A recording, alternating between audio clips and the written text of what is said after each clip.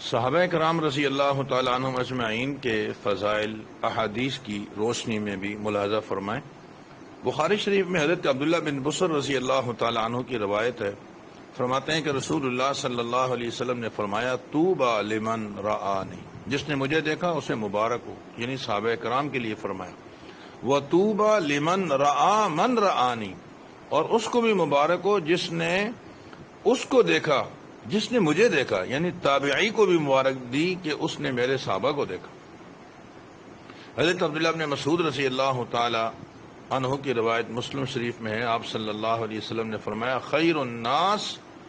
قرنی ثم الذین یلونہم ثم الذین یلونہم، بہترین زمانہ میرا ہے، پھر اس کے بعد صحابہ کا، پھر اس کے بعد تابعین کا۔ امام الانبیاء صلی اللہ علیہ وسلم کا ایک اور فرمان حضرت عبداللہ ابن عمر رضی اللہ تعالی عنہ بیان فرماتے ہیں کہ آپ صلی اللہ علیہ وسلم نے ارشاد فرمایا کہ بنی اسرائیل میں 72 فرقے تھے اور میری امت میں 73 فرقے ہوں گے۔ صحابہ نے عرض کیا رسول اللہ صلی اللہ علیہ وسلم، ان میں نجات والا کون ہوگا؟ کیونکہ آپ نے فرمایا کہ سارے کے سارے جہنم میں جائیں گے سوائے ایک فرقے کے، تو صحابہ نے عرض کی وہ ایک فرقہ کون سا ہوگا؟ آپ نے فرمایا ما انا علیہ و اصحابی، جس پر میں اور میرے صحابہ ہیں۔ گویا اختلاف کے وقت صحابہ کرام کی اقتداء کی ضرورت ہے۔ حضرت عرباض بن ساریہ رضی اللہ تعالیٰ عنہ کی روایت سنن ابی داود میں ہے، علیکم بسنتی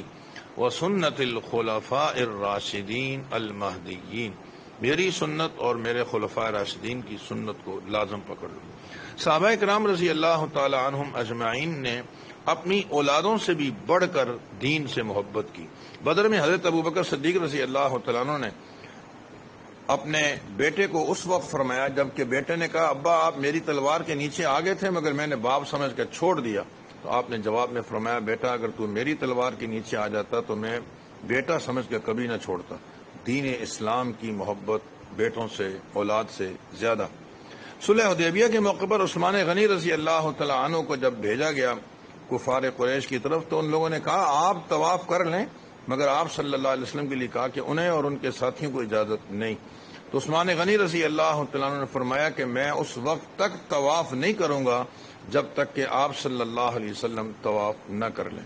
غزوہ بدر میں حضرت ابو عبیدہ رضی اللہ تعالیٰ عنہ نے اپنے والد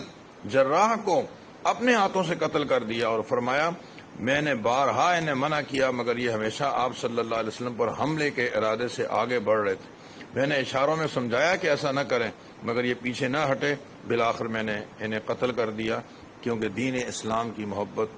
وہ والدین سے زیادہ ہے۔ حضرت عمر فاروق رضی اللہ تعالیٰ عنہ نے اپنے ماموں عاص بن ہشام کو اسی موقع پر قتل کر دیا، بلکہ بدر کے قیدیوں کے بارے میں جب مشورہ ہوا تو حضرت کی رائے تھی کہ ہر شخص کو اس کا رشتہ دار اس کے حوالے کیا جائے تاکہ آج اپنے ہاتھ سے اس کو قتل کرے اور یہ بات باور کروائے کہ ہمارے نزدیک اللہ اس کے رسول کی محبت رشتہ داروں سے زیادہ ہے۔ صحابہ کرام رضی اللہ تعالی عنہم اجمعین کے یہ سارے واقعات اور اس جیسے نامعلوم کتنے واقعات اس بات پر دلالت کرتے ہیں کہ ان لوگوں نے دین اسلام کے لیے کتنی محبت جو ہے وہ پیش کی اور دین اسلام کے لیے کتنی قربانیاں دیں۔ آپ صلی اللہ علیہ وسلم نے جب ہی ان کے بارے میں ارشاد فرمایا اصحابی کالنجوم بأیہم اقتدیتم اہتدیتم،